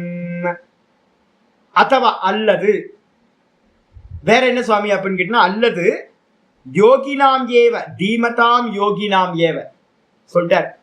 யோகியா இருக்கிறவன் கூடவே வந்து பாத்தீங்கன்னா புத்திசாலி. அப்பா வந்து பாத்தீங்க அப்படின்னா 2-3 ஃபேமிலியில பார்த்துருக்கேன். எனக்கு ஆச்சரியமா இருக்கும். என்னன்னு கேட்டீங்கன்னா, அப்பா அம்மாவுக்கு வந்து பாத்தீங்கன்னா நல்ல ஞானம் இருக்கும். நான் அதனால தான் உங்கள்கிட்ட படிச்சு சொல்றது. நிறைய உங்களோட நீங்க எதை அச்சீவ் பண்றீங்களோ அதை வந்து பாத்தீங்கன்னா உங்க பசங்களுக்கு சொல்லி கொடுத்து அவங்கள உங்க பின்னாடி வர வைக்கணும். இப்ப என்ன பண்ணிட்டோம், நம்ம எல்லாம் என்ன பண்ணிட்டோம், நீங்க மோட்சத்துக்கு ட்ரை பண்றீங்க, ஆனா உங்க பசங்க எல்லாம் ரோட்ல விட்டீங்க தெரியுங்களா? அவங்களுக்கு லௌகிகத்துல விட்டீங்க. அவங்களுக்கு எதையும் சொல்லி கொடுக்காம பணம் சம்பாதிக்கிறதுலையும் போகத்தை அனுபவிக்கிறது. சௌக்கியமா இருக்கட்டும் பையன், பசங்க சௌக்கியமா இருக்கட்டும், பசங்க சௌக்கியமா இருக்கட்டும், பேர குழந்தைங்க சௌக்கியமா இருக்கட்டும். நீங்க அவங்களுக்கு கெட்டது பண்றீங்கன்னே உங்களுக்கு தெரியல. அப்ப அவனுக்கு தர்மத்தையும் இந்த ஞானத்தையும் சொல்லி நீ அந்தந்த காலகட்டத்துல இதை பண்ணணும் அவனுக்கு சொல்லி கொடுக்கணும். அப்ப சொல்லி கொடுத்தீங்கன்னா தான் வந்து பாத்தீங்கன்னா புத்திசாலிகள் அர்த்தம். அப்ப அப்பா வந்து பாத்தீங்கன்னா நல்ல புத்திசாலியா, அப்பா அம்மா நல்ல புத்திசாலியா இருக்கிறவங்களா இருந்து, இந்த சனாதன தர்மத்துல கோல் என்னன்னு தெரிஞ்சவங்களா இருந்து, சிரவண மனன நிதித்தியாசனத்தெல்லாம் புரிஞ்சு அப்படி இருக்கக்கூடிய யோகி நாம், அப்பா யோகியா இருக்கிறார், அப்பாவும் தாத்தாவும் யோகியா இருக்காருன்னு வச்சுங்க. அந்த மாதிரி குலத்துல புத்திசாலிகளா யோகிகளா இருக்கிறவங்களோட குலத்துல என்ன பண்றான், ஜென்மத்தை யோக பிரஷ்டன் எடுக்கின்றான். இது 2வது பாசிபிலிட்டி. ஏதத்தி துர்லபதரம், ஏதத்து ஹி துர்லபதரம், நிச்சயமாக இது வந்து பாத்தீங்கன்னா கிடைப்பதற்கு அரிதான விஷயம். ஏன் அப்படின்னா, வசதியானவங்க வீட்டுல பிறந்தீங்கன்னு வச்சுங்க, என்ன ஆகும், அப்பா அம்மா வந்து பாத்தீங்கன்னா ஞானியா இருக்க மாட்டாங்க, ஆனா தர்மியா இருப்பாங்க. உங்களுக்கு தேவையான எல்லா வசதியும் கொடுப்பாங்க. நல்லா வந்து பாத்தீங்கன்னா ஃபாரின் போய் படிப்பீங்க, நிறைய அங்க இங்கன்னு எல்லாம் ஊர் சுத்துவீங்க, ஏகப்பட்ட வாசனை என்ன பண்ணுவீங்க, லோடு ஆயிடும். அதுக்கப்புறம் எப்போ ஒரு காலத்துல ஒரு 30-40 வயசுக்கு மேல திடீர்னு அந்த பழைய ஃபைல் ஓப்பன் ஆகும், யோகத்தோட ஃபைல். அதுக்குள்ளார நீங்க என்ன பண்ணிருப்பீங்க, ஏகப்பட்ட வாசனைய போக வாசனை எல்லாம் சேர்ந்துரும். அப்ப யோகத்துக்குள்ளார போகும்போது அதெல்லாம் விக்னமா சம்பவிக்கும். அப்ப வசதியானவங்க வீட்டுல, நல்ல குலத்துல வசதியானவங்க வீட்டுல பிறக்கிறது வந்து பாத்தீங்கன்னா போக வாசனைக்கு காரணமா ஆயிடும். ஆனா அதே வந்து பாத்தீங்கன்னா தரித்திரனோட வீட்டுல, ஆச்சாரியார் பாஷ்யத்துல தரித்திரர்கள் அப்படின்னு சொல்ற, தரித்திரனோட வீட்டுல வந்து பாத்தீங்கன்னா புத்திசாலியா இருக்கிற யோகிகளா இருக்கிற வீட்டுல பிறந்தீங்க அப்படின்னா, பிறக்கும் போதே உங்களுக்கு என்ன கிடைக்கும், நல்லா வந்து பாத்தீங்கன்னா வைராக்கியம் கிடைக்க ஆரம்பிக்கும். விஷய வாசனைகள் எதுவுமே இருக்காது, போக வாசனைகள் எதுவுமே இருக்காது. நீங்க ஆரம்பத்துல இருந்தே வந்து பாத்தீங்கன்னா சாதாரணமா போயிடலாம். இப்ப ரமணர் வந்து பாத்தீங்கன்னா 16 வயசுல வந்தார் அப்படின்னா போய் பாத்தீங்கன்னா தெரியும் அந்த ஊரை. ஐயோ முள்ளுக்காடு, சுத்தி முள்ளுக்காடு. திருச்சூடி போய் பாத்தீங்கன்னா தெரியும். பெரியவங்களோட ஜனிச்ச இடத்தெல்லாம் பாத்தீங்கன்னா ராமகிருஷ்ண பரமஹம்சரா இருக்கட்டும், ராமகிருஷ்ண பரமஹம்சருக்குலாம் வந்து பாத்தீங்கன்னா விஷய வாசனை வர்றதுக்கான வாய்ப்பே இல்லை. ஏன்னா பிறந்ததெல்லாம் வந்து பாத்தீங்கன்னா ராயல் ஃபேமிலில எல்லாம் பிறக்கல. இது மாதிரி நிறைய பேர் மகான்களை எடுத்துக்கிட்டோம் அப்படின்னா ரொம்ப சாதாரண ஃபேமிலியில பிறந்திருப்பாங்க, விஷய வாசனை போக வாசனை இல்லாம இருக்கும். அப்ப நேரா வந்து பாத்தீங்கன்னா ராயலா வந்து பாத்தீங்கன்னா அவங்க மார்க்கத்துல போக முடியும். ரொம்ப போராட்டம் இல்லை. இப்ப நமக்கெல்லாம் நம்மளாம் பார்த்தா தெரியும் உங்களுக்கு, இது வரைக்கும் எத்தனை வாசனைகளை உள்ள லோட் பண்ணியிருக்கோன்னு தெரியல. கண்ணை மூடி உட்கார்ந்தா வந்து பாத்தீங்கன்னா வாசனைகளா வருது. அது ரொம்ப டிஸ்டர்ப் பண்ணுது. நம்மளால வந்து பாத்தீங்கன்னா சுதந்திரமா நிக்க முடியல, டான்ல நிக்க முடியல. காலை பிடிச்சி இழுக்குது ஒரு வாசனை, கையை பிடிச்சி காலை பிடிச்சி தலையை பிடிச்சி எல்லாம் இழுத்துக்கிட்டு இருக்கு. நான்ல என்னால நிக்க முடியல, பிரயத்தனம் பண்ண முடியல. அப்ப விக்னங்கள் நிறைய நமக்கு உண்டாகுது. அப்ப தரித்திர வீட்டுல பிறந்தா ஒண்ணும் தெரியாது, போகமே தெரியாது. அவன் என்ன பண்ணுவான், ஆரம்ப காலகட்டத்தில இருந்தே அந்த யோகத்துல பிரவருத்தி பண்ணுவான். இந்த ஜென்மம் வந்து பாத்தீங்கன்னா துர்லபதரம் அப்படின்னு சொல்ற. இந்த 2த்துல தரப்பிரத்தியம் எப்பவுமே வந்து பாத்தீங்கன்னா கம்பேரிட்டிவ்ல யூஸ் பண்ணுவோம். 2த்துல எது சுவாமி பெருசு அப்படின்னு கேட்டீங்கன்னா, வசதியானவங்க வீட்டுல பிறக்கிறதா இல்ல வந்து பாத்தீங்கன்னா தரித்திரமான யோகிகளோட வீட்டுல பிறக்கிறதானா, யோகிகளோட வீட்டுல பிறக்கிறது தான் ரொம்ப ரொம்ப கஷ்டமான காரியம். துர்லபதரம் லோகே ஜென்ம ஈதிருஷம், இந்த விதமான ஜென்மத்தை எடுத்தல் என்பது ரொம்ப அரிதானது, கிடைப்பதற்கு ரொம்ப பாக்கியம் பண்ணிருக்கணும் அப்படின்னு சொல்ற. யாருக்கு கிடைக்கும் சுவாமி அது? இப்ப நம்ம என்ன பண்ணணும் சுவாமி? அது மாதிரி பண்ணணும்னா அப்ப நான் சங்கல்ப தியாகம் பண்ணிக்கிட்டே வரணும். எல்லாத்தையும் போதும் போதும் போதும் போதும் போதும். அதுக்காக தான் உங்களுக்கு சொல்றது, அடுத்த ஜென்மத்துல தரித்திர வீட்டுல பிறக்கணும். அப்ப அதுக்கு என்னன்னா வாசனை இருக்கக்கூடாது. இப்ப எதுவும் வாசனையை வச்சு கூடாது. அப்ப வாசனை இல்லாம என்ன பண்ணணும்? போதும் போதும் போதும் போதும் போதும் போதும், ஒண்ணு வேணா ஒண்ணு வேணா ஒண்ணு வேணா ஒண்ணு வேணா ஒண்ணு வேணான்னு கேட்டீங்கன்னா கடைசியில் என்ன கிடைக்கும்? ஒண்ணும் கிடைக்காது. ஆசைப்பட்டுக்கிட்டே இருந்தீங்கன்னா அதை அடையறதுக்காக பிறக்கணும், போகம் பண்ணணும். அதே நேரத்துல ஒண்ணு வேணான்னு சொன்னீங்கன்னா தரித்திர வீட்டுல பிறப்பீங்க. பிறந்தோடனே பாத்தீங்கன்னா யோகி ஆயிடுவீங்க. என்ன விட்டீங்களோ அதை கம்ப்ளீட் பண்ணிட்டு முக்தனாவும் ஆக முடியும். அதனால இதுதான் பெஸ்ட் பாத்தீங்கன்னா இந்த இதுதான் பெஸ்ட் அப்படின்னு ஆச்சாரியார் சொல்லிட்டார். அடுத்தது தத்ர தம் புத்தி சம்யோகம் லபதே பௌர்வதேகிகம் யததே ச ததோ பூயஹ சம்சித்தௌ குரு நந்தன. தத்ர தம் புத்தி சம்யோகம், அந்த தரித்திர வீட்டுல பிறந்திருக்கானா, அந்த தரித்திர வீட்டுல பிறந்து யோகியோட வீட்டுல பிறந்து பாட்டுக்கு இருந்துகிட்டே இருக்கும். திடீர்னு பாத்தீங்கன்னா ஒரு 10 வயசு 12 வயசு அந்த சமயத்துல மெதுவா பாத்தீங்கன்னா எங்கேயாவது ஒரு பிரவச்சனம் கேட்டுட்டு இருப்பான். அப்பாவும் அம்மாவும் யாரையோ கூப்பிட்டு போய் காட்டுவாங்க. இங்க கோயிலுக்கு போயிருப்பாங்க. ஒரு பிரவச்சன கருத்தா பாத்தீங்கன்னா ஏதோ பேச்சுல பாத்தீங்கன்னா டைரக்டா ஏதோ இன்டைரக்டா பாத்தீங்கன்னா நம்ம எல்லாம் பிரம்மமா தான் இருக்கும், நம்ம எல்லாம் ஆத்மாவா தான் இருக்கும், இது எல்லாம் பிரம்மம், சர்வம் பிரம்மைவ அப்படின்னு ஏதோ ஒரு வேதாந்த வாக்கியத்தை பாத்தீங்கன்னா எங்கேயோ ஒரு பிரவச்சன கர்த்தா பாத்தீங்கன்னா சொல்லிட்டு இருப்பார். இந்த பையன் பாத்தீங்கன்னா சுண்டல் வாங்குறதுக்காக போனவன். சுண்டலை வாங்கிட்டு கேட்கும் போது அந்த சப்தம் காது உள்ளார போகும். உள்ள போனோன்னு கீ, அதான் கீ ட்ரிகர். அந்த சப்தம் உள்ள போய் என்ன பண்ணும்? அவனுக்கு ஏற்கனவே முந்தின ஜென்மத்துல பண்ண அபியாசங்கள், சிரவணம் பண்ணியிருக்கான், மனனம் பண்ணியிருக்கான், நிதித்தியாசனத்துல இருக்கும் போது உயிரை விட்டுருக்கான். அப்போ அந்த மொத்த ஃபைலும் பாத்தீங்கன்னா என்ன ஆகும்? இந்த கீ போய் ஓபன் பண்ணும். பஸ் முடிஞ்சு போச்சு, மொத்த ஃபைல் ஓப்பன் ஆயிடும். ஓப்பன் ஆயிட்டோன்னு பரம வைராக்கியத்தோட எங்க விட்டானோ அங்க இருந்து யாத்திரையை ஸ்டார்ட் பண்ணுவோம். அதான் இங்க சொல்றாரு தத்திர, அந்த தரித்திர வீட்டுல பிறந்த ஜென்மத்துல பாத்தீங்கன்னா தம் புத்தி சம்யோகம், அந்த புத்தி முந்தின ஜென்மத்துல பௌர்வ தேகிகம் தம் புத்தி சம்யோகம், பூர்வ தேகத்துல முந்தின ஜென்மத்துல அவன் மனுஷனா இருக்கும் போது எந்த யோகத்தை விட்டானோ, எந்த சிரவண மனன ஞானத்தை பாத்தீங்கன்னா அடைஞ்சு அதுல இருந்து நழுவினானோ அது மொத்தத்தையும் என்ன பண்றேன் நானு? புத்தி சம்யோகம் லபத்தே. அந்த அவனோட புத்தியோட அந்த பருவ தேகிக்கத்துல இருக்கிற வாசனைகள் அது கனெக்ட் ஆயிடும், அடைகின்றான். அடைஞ்ச மாத்திரத்துல என்ன ஆகிறான் சுவாமி? எங்க விட்டானோ அதை காட்டிலும் முந்தின ஜென்மத்துல ஏன் நழுவுனா? நம்ம சொன்னோம்ல, ஏதோ ஒரு நிமித்தம், யோகத்துல இருந்து மனசு சலிச்சு போச்சு, ரோகத்தினாலேயோ இல்ல ஏதோ ஒரு தேகம், அதனால பாத்தீங்க அப்படின்னா சலிச்சு போயிடுச்சு, முயற்சி பண்ண முடியாம போயிட்டான் அப்படின்னு தானே கேட்டான். அர்ஜுனனோட கேள்வி என்னது? அயத்தி ஸ்ரத்தையோ பேதோ யோகா சலித மானசகதம் 37வது ஸ்லோகத்துல ஆரம்பிக்கும் போதே முயற்சி இல்லாதவனா அவனோட பாடி ஹெல்ப்லெஸ்ஸா போயிடுச்சு, அதனாலதான் அவன் யோகத்துல இருந்து நழுவுனான். ஆனா இப்போ சின்ன வயசா இருக்கு, கனெக்ட் ஆயிடுச்சு, பாடி நல்லா ஃபிட்டா இருக்கு. எந்த யோகத்தை அவன் முடியாம விட்டானோ அதே யோகத்தை இப்போ நல்லா ஃபுல் ஃபிட்னஸோட பாடியில என்ன பண்ணுவான்? மனசு பாடி அதே வாசனை. நான் இப்பெல்லாம் பார்க்கும்போது யோசிப்பேன், ஒரு சின்ன பையனை பார்ப்பேன், ஆகாஷ் டெய்லி பார்ப்பேன். அந்த பையனை பார்க்கும் போதெல்லாம் எனக்கு உங்களுக்குள்ளார ஒரே ஆசை, எய்யாத்தி மாதிரி எனக்கு ஒரு ஆசை.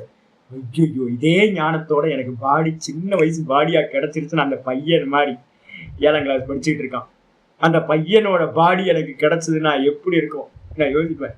இந்த அனுபவம் இப்ப எனக்கு பாத்தீங்கன்னா நான் 25 வருஷத்துல நான் என்னெல்லாம் கத்துக்கிட்டனோ, என்ன எக்ஸ்பீரியன்ஸ் எல்லாம் எனக்கு பாத்தீங்கன்னா எல்லாம் இருந்துச்சோ, இதே ஞானத்தோட அந்த சின்ன பையனோட சரீரம் கிடைச்சா எப்படி இருக்கும் யோசிச்சு பாரு. சூப்பரா இருக்கும். அவனை பார்க்கும் போதெல்லாம் எனக்கு தோணும், ஐயோ இந்த சரீரம் கிடைச்சா எப்படி இருக்கும், இப்ப இருக்க ப்ராப்ளம்லாம் இருக்காது, இன்னும் நல்லா சீக்கிரமே வேலையை முடிச்சுட்டு போயிடலாமே அப்படின்னு. இதான் நடக்கும். இதே தான் பாத்தீங்கன்னா அந்த அடுத்த ஜென்மத்துல முந்தின ஜென்மத்துல இருந்தது கிடைச்ச மாத்திரத்தை பாடி ஃபிட்டா இருக்கு, இவன் என்ன பண்ணுவான்?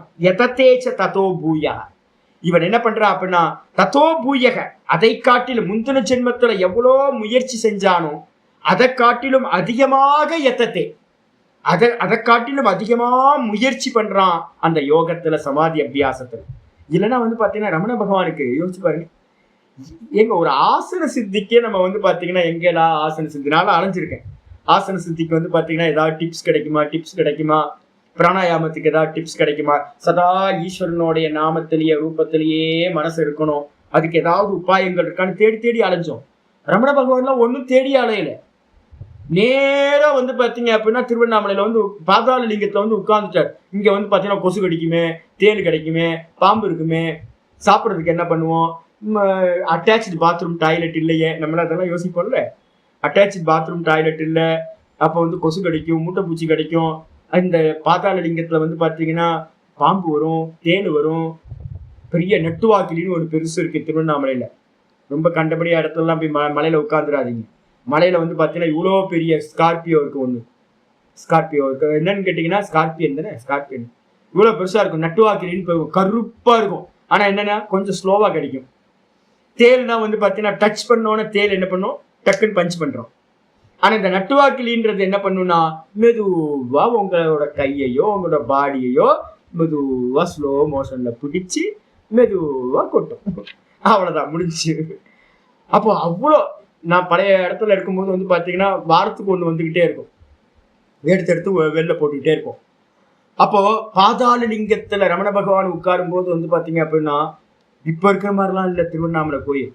அப்ப வந்து பாத்தீங்கன்னா வெறும் கல்லும் மண்ணுமா, ஒரே பராமரிப்புலாம் எதுவுமே இருக்காது, ஆளே இல்லை அப்பெல்லாம். அப்ப அது மாதிரி ஒரு இடத்துல வந்து பாத்தீங்கன்னா ஒருத்தர் வந்து உட்காரணும்னா 16 வயசு பையனுக்கு வந்து பாத்தீங்க அப்படின்னா எப்படி சாமி முடியும்? ஆசனம் யாருக்கு சாமி கத்துக்கிட்டாரு? நம்ம இப்ப சொல்ற மாதிரி பிராணாயாமம் எங்க கத்துக்கிட்டாரு? மனசு எப்படி வந்து பாத்தீங்கன்னா ஒழுங்காச்சு? எப்படி தான்ல எப்படி நிக்க ஆரம்பிச்சார்? நாள் கணக்கா பசியை தாங்கிக்கிட்டு எப்படி அவருக்கு நிக்க முடிஞ்சது? வெறும் ஒற்றை உடம்போட வந்து குளிரை தாங்கிக்கிட்டு திதிக்ஷையை யார் சொல்லி கொடுத்தா அவருக்கு? எப்படி இதெல்லாம் பண்ணார்? வெறும் கௌப்பீனத்தை கட்டிக்கிட்டு வந்து குளிராதா? பையன் இல்ல, பாவம் இல்ல, சின்ன பையன், பசிக்குமே பையனுக்கு. அப்ப எதுவுமே நம்ம யோசிக்கிற எதுவுமே இல்லாம வந்து பாத்தீங்கன்னா ஒரு பையன் வந்து பாத்தீங்கன்னா 16 வயசுல ஒரு பாதாள லிங்கத்துல வந்து உட்கார்றான் அப்படின்னா அதான் எதத்தேச்ச தத்தோ பூய, முந்தன ஜென்மத்தை காட்டிலும் அதிகமாக முயற்சி செய்கிறான். சம்சித்தவ், எதுக்காக? சித்தி அடையணும் அப்படின்றதுக்காக. ஏ குருநந்தன, ஏ அர்ஜுனா அப்படின்னு சொல்லி முடிச்சாச்சு. அப்ப எங்க விடுறோமோ அதை காட்டிலும் அதிகமா முயற்சி செய்வோம் ஆயிடுச்சு. இதுக்கப்புறம் 44 பூர்வாபியாசேன தேனைவ ஹ்ரியதே ஹ்யவசோபி ஸஹா ஜிக்ஞாசுரபி யோகஸ்ய சப்த பிரம்மாதி வர்த்ததே. பூர்வாபியாசேன தேனைவ ஹ்ரியதே ஹ்யவசோபி ஸஹா. இது வந்து பாத்தீங்கன்னா யோகிக்கு மட்டும் எடுக்க வேணாம், எல்லாத்துக்கும் எடுத்துங்க. நம்ம முந்தின ஜென்மங்கள்ல எதை செய்தோமோ தீவிரமா, அதாவது நான் சொல்றேன், எதை பண்ணாலும் தீவிரமா பண்ணுங்க. சிரவணம் பண்ணா தீவிரமா பண்ணுங்க, மனனம் பண்ணா தீவிரமா பண்ணுங்க, யோகம் பண்ணா தீவிரமா பண்ணுங்க, ஒரு தானம் பண்ணா தீவிரமா பண்ணுங்க. எதை பண்ணினாலும் வந்து பாத்தீங்கன்னா ஃபுல் அட்டென்ஷனோட எவ்வளோ அவுட்புட் நம்மளால கொண்டு வர முடியும், கொண்டு வரணும். எவ்வளவு முடியுமோ அவ்வளோ எஃபர்ட்டோட வந்து பாத்தீங்கன்னா ஃபுல் முயற்சியோட தீவிரமா பண்ணணும். அப்படி தீவிரமா பண்ணுனீங்க அப்படின்னா அது என்ன ஆயிரும்? தீவிர வாசனையா உள்ளுக்குள்ளார இருந்துட்டு பூர்வாபியாசேன, முந்தின ஜென்மத்துல தீவிரமா நம்ம எதை பண்ணணுமோ அதனாலேயே தேனையேவ, அந்த வாசனையினாலேயே வந்து பாத்தீங்கன்னா அவசோ அபி, இவன் இந்த ஜென்மத்துல வசமில்லாதவனாக ஹ்ரியதே, பூர்வ ஜென்மத்தோட வாசனையினால இழுத்து செல்லப்படுகின்றான். முந்தின ஜென்மத்துல நம்ம என்ன பண்ணணுமோ தீவிரமா அதுதான். ஒருத்தன் கருமையா இருக்கானா அவன் கர்மத்தினால இழுத்து செல்லப்படுவான். உபாசகனா இருக்கானா உபாசனையினால இழுத்து செல்லப்படுவான். ஞான விசாரத்துல இருக்கானா ஞான விசாரத்துக்கு இழுத்து செல்லப்படுவான். நிதித்தியாசனத்துல இருக்கானா ரமணர் மாதிரி டைரக்டா நிதித்தியாசனத்துல இருந்தே அவன் போயிடுவான். பகவானுக்கு வந்து எங்கேயும் சிரவணம் பண்ணணும்னு தோணவே இல்லை ரமண பகவானுக்கு. நம்ம எல்லாம் வந்து பாத்தீங்கன்னா எங்கேயாவது ஆத்ம ஞானம் கிடைக்குமா, யாராவது சொல்லி கொடுப்பாங்களா அப்படின்னு இங்க அங்க அல்லாடுறோம். ஏன் அப்படின்னா போன ஜென்மத்துல அதை விட்டுட்டோம். எங்க விடுறோமோ அங்க இருந்துதான் யாத்திரை ஸ்டார்ட் ஆகணும்.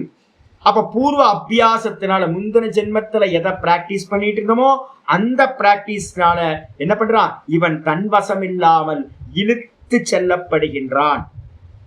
ஜிக்ஞாசுரபி யோகசிய, யாராவது இப்போ நம்ம ஜிக்ஞாசுவா இருக்கும். எதுக்கு ஜிக்ஞாசு? ஜிக்ஞாசுன்னு அறிந்து கொள்ள வேண்டும் என்ற ஆவல்.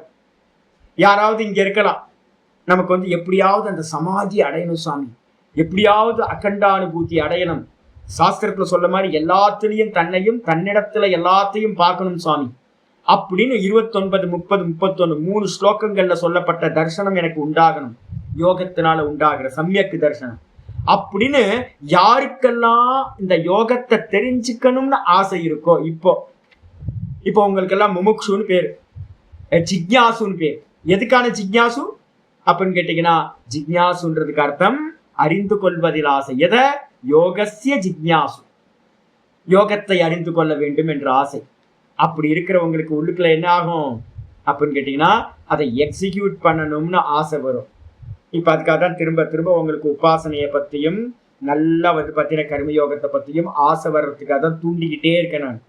இந்த யோகத்தையும் நான் எலாபரேட்டா பேசுறதுக்காக யோக சாஸ்திரத்திலையும் இதுலயும் அப்படின்னு கேட்டீங்கன்னா, இது ஏதாவது உங்களை உள்ள போய் ஒரு குத்தி நீங்க யோகத்துல போய் உட்காரணும் அப்படின்றதுக்காக தான். அப்போ ஒரு ஜிக்ஞாசுவா இருந்துகிட்டு ஒருத்தன் நீங்க முயற்சி பண்றான்னு வச்சுங்க, அந்த ஜிக்ஞாசுவா இருந்துகிட்டு இந்த யோகத்தை அனுஷ்டானம் பண்ணாலும் அவனும் கூட வந்து பார்த்தீங்கன்னா ஜிக்ஞாசுகாபி, அவனும் கூட இதே ஜென்மத்துல நீங்க முயற்சி பண்ணா என்ன ஆகும்? சப்த பிரம்மாதி வர்த்ததை, சப்த பிரம்ம அதிவர்த்ததை. சப்த பிரம்மன்றதுக்கு அர்த்தம் இந்த வேதம் வந்து பாத்தீங்க அப்படின்னா சொன்ன எல்லா விஷயங்களும் 3 குணங்களை உடையது. சம்சாரம், வேதத்தோட பூர்வ பாகத்துல இருக்கிறது எல்லாம் சம்சாரம், 7 லோகங்களை பற்றினது. அவன் வந்து பாத்தீங்கன்னா அதை கடந்து சொரூபத்துக்கு செல்கின்றான். அதிவர்த்தத்தை அப்படின்னா கடந்து செல்கின்றான். இந்த சம்சாரத்தை கடந்து அந்த யோகத்தை அறிய வேண்டும் என்ற ஜிக்ஞாசு கடந்து செல்கிறான். அப்போ ஒரு ஜிக்ஞாசு இந்த ஜென்மத்துல முயற்சி பண்ணும் போதே அடைகிறான். அப்படின்னா ஒரு யோக பிரஷ்டனா போன ஜென்மத்துல பண்ணிட்டு இந்த ஜென்மத்துக்கு வந்தவன் இன்னும் முயற்சி பண்றவன் அவன் அடைய மாட்டானா என்ன? கண்டிப்பா யோக பிரஷ்டன் என்னவா இந்த ஜென்மத்துல நிச்சயமா அந்த பிரம்மத்தை அடைவான். சொல்லியாச்சு. 45 பிரயத்னாத்யதமானஸ்து யோகி சம்சுத்த கில்பிஷஹ அநேக ஜன்ம சம்சித்தஹ ததோ யாதி பராம் கதிம். பிரயத்னாத் யதமானஸ்து, தூ அடுத்து முன்னாடி போட்டுக்கணும். ஆனால் பிரயத்னாத் யதமானக, நல்ல முயற்சியோடு அபியாசத்தை பண்றவன். அபியாசம் பண்ணணும், தொடர்ந்து முயற்சியோடு ஒருத்தன் அபியாசம் பண்ணக்கூடிய யோகி. அந்த யோகி என்ன ஆகுறானா சம்சுத்த கில்பிஷக, மெதுவா மெதுவா மெதுவா இந்திரியங்கள் கண்ட்ரோலுக்கு வரும், தேகம் கண்ட்ரோலுக்கு வரும், மெதுவா மெதுவா மனசு கண்ட்ரோலுக்கு வரும். அபியாச பலத்தினால மெதுவா மெதுவா சங்கல்ப தியாகம் நடக்கும். அதுக்கப்புறம் மெதுவா மெதுவா சாஸ்திரத்தை கேட்க கேட்க கேட்க பொய்ன்னு எல்லாத்தையும் பொய்ன்னு பாவிக்க வாசனைகள் நியூட்ரலைஸ் ஆகும். இது மெதுவா மெதுவா மெதுவா சம்சுத்த கில்பிஷக, நல்ல பியூரிட்டி கிடைக்க ஆரம்பிச்சிடும், மனசுல நிச்சலமான புத்தி கிடைக்க ஆரம்பிச்சிடும். அப்படி அந்த கிடைச்சதே சம்சுத்தி கில்பிஷக யோகி. அவன் என்ன ஆகுறானா அநேக ஜென்ம சம்சித்தா, ஒரு ஜென்மத்துல அடையிறதா சுவாமி? இல்ல, மெதுவா மெதுவா எறும்பு வந்து பாத்தீங்கன்னா ஒரு மலையோட உச்சியை அடையிற மாதிரி மெதுவா மெதுவா ஊர்ந்து போய் மெதுவா ஒவ்வொரு ஸ்டெப்பா ஏறி ஒரு கடைசி ஜென்மத்துல வந்து பாத்தீங்கன்னா என்ன ஆகுறான், பூரணமா அவனுக்கு லாட்ரி, கோடி ரூபாய் லாட்ரி கிடைச்ச மாதிரி அவனுக்கு வந்து பாத்தீங்கன்னா சம்சித்தியானது கிடைக்கிறது. அப்போ என்ன ஆகுறான்னு கேட்டீங்கன்னா ததோயாதி பராங்கதிம், அந்த சித்தம் வந்து பாத்தீங்கன்னா 100% சுத்தியான நிலையில அநேக ஜென்மத்துல சம்பாதிச்ச அந்த பலனால என்ன ஆகுறான், அந்த பராகதி அப்படின்னா என்ன அர்த்தம், பராம்கத்தின்றதுக்கு அர்த்தம் அந்த பிரம்மஸ்வரூபத்தை அவன் அடைகின்றான், சர்வாத்ம பாவத்தை அடைகின்றான், பிரம்மத்தையே அவன் அடைகின்றான்.